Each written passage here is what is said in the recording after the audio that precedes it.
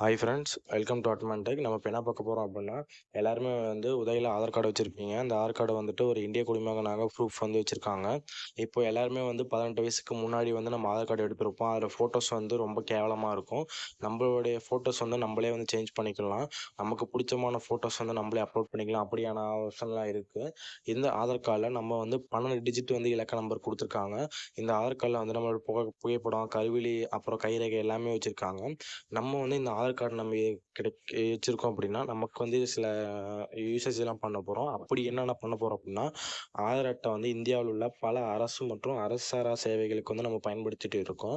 அது மட்டும் இல்லாமல் போலி அடையாளங்கள், அதாவது நம்ம வந்து ஒரு கேஒய்சி பண்ணோம், ஒரு பேங்க்கில் வந்து நம்ம அக்கௌண்ட் ஓப்பன் பண்ணாலும் இல்லை ஏதோ ஒரு பர்பஸ்க்காக நம்ம கேஒய்சி பண்ணுறதுக்கு நம்ம கொடுக்குற ஒரு முதல் டாக்குமெண்ட்டை வந்து நம்ம ஆதார் கார்டு தான் கொடுக்க போகிறோம். இதை வந்து நம்ம எளிதாக எடுத்து செல்லக்கூடிய வசதி ஆவணமாக வந்து எல்லாமே இருக்குது.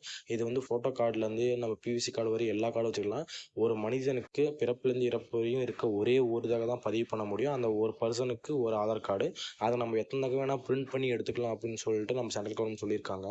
ஆதார் அட்டைக்கான பதிவு வந்து எல்லாமே இலவசம் தான். இது வந்துட்டு எந்த வயசுக்காரங்களும் வந்து அப்ளை பண்ணலாம். ஆதார் எண் வந்து ஒரு தனிநபரோட முழு வாழ்க்கைக்கும் வந்து அது யூஸ் ஆகும்னு சொல்லியிருக்காங்க.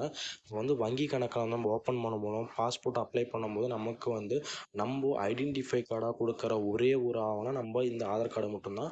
இந்த ஆதார் கார்டில் நம்மளோட ஃபோட்டோஸ் எல்லாமே வந்துட்டு நமக்கு பிடிக்காத ஃபோட்டோஸாக இருக்காது. நம்மளுடைய ஃபோட்டோவே அப்போ வந்து அவசரத்தில் எடுத்திருப்பாங்க. இப்போ நம்ம வந்து நமக்கு ஏற்ற மாதிரி வந்து ஃபோட்டோஸ் வந்து அப்லோட் பண்ணியிருக்கலாம். அப்படி நம்ம என்ன பண்ணோம் அப்படின்னா, ஆதார் அட்டையை வந்து புதுப்பிக்க வந்து நம்ம உதவி வெப்சைட்டில் போயிட்டு அங்கே நீங்கள் ஆதார் பதிவுன்னு இருக்கும். அங்கே நீங்கள் போய் உங்கள் ஃபிங்கர் பிரிண்ட்டையோ இல்லையோ உங்கள் மொபைல் நம்பர் கொடுத்து நீங்கள் வந்து அந்த படிவத்தை வந்து வரும். அந்த படிவத்தை நீங்கள் பூர்த்தி செஞ்சு அங்கே பயோமெட்ரிக் எல்லாமே எடுப்பாங்க. நீங்கள் வந்துட்டு சென்டருக்கு போயிட்டு அங்கே வந்து ரூ. 100 நீங்கள் அமௌண்ட் கட்டணும். அப்போ கட்டிட்டீங்க அப்படின்னா, கட்டிட்டு அவங்க வந்துட்டு உங்களுக்கு பிடிச்ச ஷூட் எல்லாமே போட்டு போனீங்க அப்படின்னா, நீங்களே வந்துட்டு உங்களுக்கு பிடிச்ச ஃபோட்டோவை இப்போ வந்துட்டு அவங்க எடுத்து மாற்றி கொடுத்துருவாங்க. இது வந்துட்டு ஈஸியான வழி தான். நீங்கள் இனிமேல் வந்துட்டு உங்களுக்கு பழையோட ஃபோட்டோ வச்சுருக்க தேவையில்ல. நீங்கள் வந்து எல்லாமே பண்ணிக்கலாம்.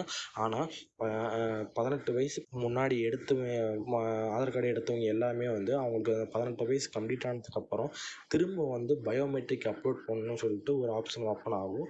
அப்போ வந்து எந்த ஒரு மெசேஜும் அந்த ஒரு ஆப்ஷனும் ஓப்பன் ஆகாது. அப்போ நீங்கள் போய் பயோமெட்ரிக் வந்து அப்லோட் பண்ணி தான் ஆகணும். அப்போ நீங்கள் பண்ணும்போது உங்களுடைய புது ஃபோட்டோவையும் மாற்றினீங்க அப்படின்னா உங்களுக்கான அமௌண்ட் வந்து கொஞ்சம் கம்மியாகும். ஏன்னா நீங்கள் ஒரு ஃபோட்டோ மாற்றுறீங்க அப்படின்னா அதுக்கு ரூ. 100 தான் ஆகும்.